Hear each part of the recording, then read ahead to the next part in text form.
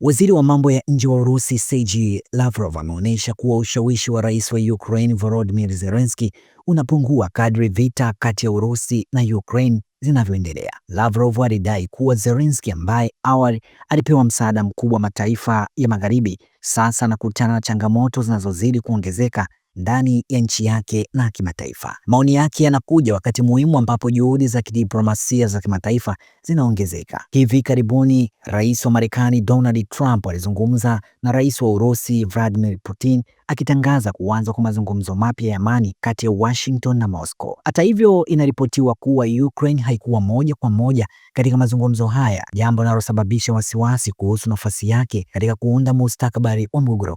Maafisa wa Ukraine wamesema kutoridhishwa kwao na kujurishwa tu badala ya kushirikishwa kikamilifu katika mchakato. Kwa mtazamo wa Urusi, mazungumzo ya amani yanadhihirisha mabadiliko katika mwelekeo wa mgogoro. Lavrov na waafisa wengine wa Urusi wanaona hii ni kama ishara ya kupungua kwa nafasi ya Ukraine.